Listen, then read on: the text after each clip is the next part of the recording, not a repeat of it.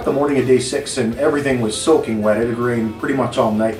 That wasn't a really big surprise though, so we had packed up camp as best we could and nothing got wet that couldn't. The day started off much like the last day ended at Lewis and Clark. It was damp when we woke up in the morning, and it wasn't really so much raining as a little bit of mist, lots of moisture in the air, and the roads are wet, and we packed up camp, and everything was wet as we packed up camp, and yeah, we did that, and then we made our way towards Williston and stopped for breakfast. Bombed into Williston and stopped and grabbed a breakfast at this truck stop gas station. Now this place is packed, and you know that's got to be a good sign for a breakfast place. So as we were at the truck stop in Williston eating breakfast, we had the seat window right by the seat, and we were looking out the window, and up rolls this minivan that had a big smear of blood and a lot of fur on the side. They had clearly just hit a deer. They had hit a deer a few miles out of town, and the side of their van looked like a butcher shop. It was brutal, and to make things worse, the side of the van opened up and like 4 or 5 kids got out. It was a Hutterite or an Amish family of some type, and these 5 poor kids get out, and most of them were okay, but there was one little girl that was not having a good time. Mom bustled all the kids off into the restaurant, and Dad did his best to hose down the side of their van.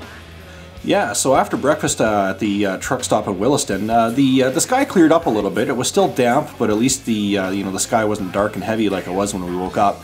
And we hit the road north on our way to the border crossing. Too rich or too poor, she's wanting me less and I'm wanting her more. The bitter taste is coming soon. No, yeah, no.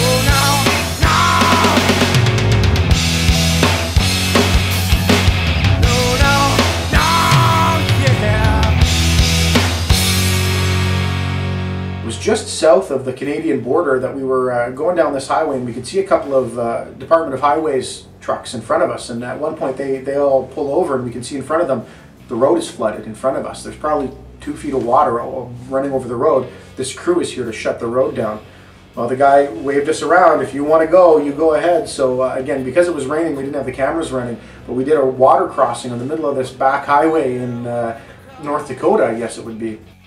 We went to the same border crossing that we had hit on the way down, and we did get hung up a little bit, but it was just waiting for the big truck that was in front of us. Pushed on through and made that long, boring stretch back into Saskatoon. One of the more interesting things that happened is that I was in the lead, and I caught out of the corner of my eye a bird coming towards me, so I was able to duck the bird as it was coming towards me, and it was sort of made me a little bit more alert. Lots of ducks around, and then a little bit later in the trip I actually had an even closer call with one, and I was able to duck it, but its wingtip just ticked on the top of my helmet, and so that was our first bird collision of the trip, and yeah, so that was kind of interesting. And then we made it eventually to Estevan, and we stopped and we shot a little bit of diary cam footage in Estevan, got some gas, and hit the road.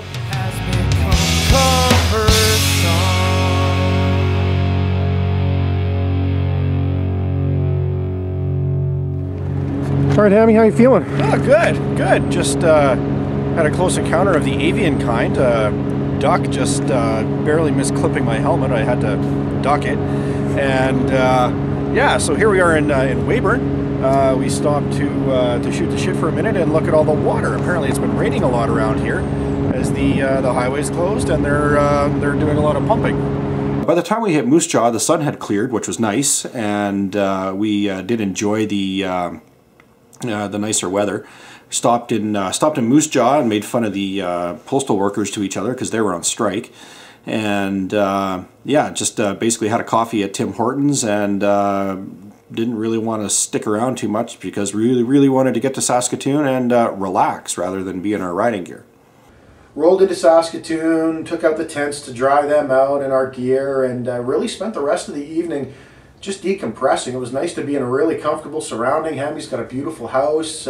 His wife and his child were there, and they ordered us up a pizza, and we had some nice cold beer and some rum, and sat out on the deck and just enjoyed life. Yeah. Black keys. Throw your roof back. Yeah, I settle back into the breeze.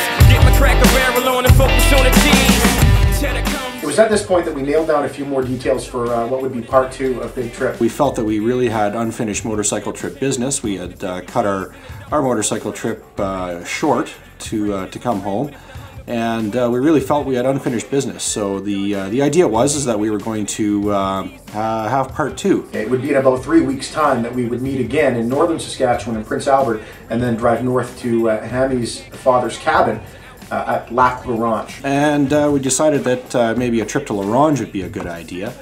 And we sort of left it at that and didn't really go into a lot of detail with it. So that was pretty much it for the evening. Nothing too exciting, just sitting around talking about part 2 of the trip and having a few drinks. I had a long solo ride in front of me the next day, all the way from Saskatoon to Edmonton. It's not a real onerous drive, it's just long and boring. So I probably was in bed before 10 o'clock that night. So the next day, Jeff obviously had a trip back to Edmonton, and I was already home. So I got up and I took all my my panniers and stuff off my bike, which is always a nice thing after the motorcycle trip, to take the panniers off, because it almost really feels like a different motorcycle. Alright, back in Saskatoon in Hammy's garage the next morning now. You can see over my shoulder he's got his gear drying out on top of his tent. He's just getting the bags off his bike. I'm gonna ride with me over to the other side of town for breakfast before I take off back for Edmonton. Hopefully my tires will last me to Edmonton, and I should be rolling in there hopefully about mid-afternoon.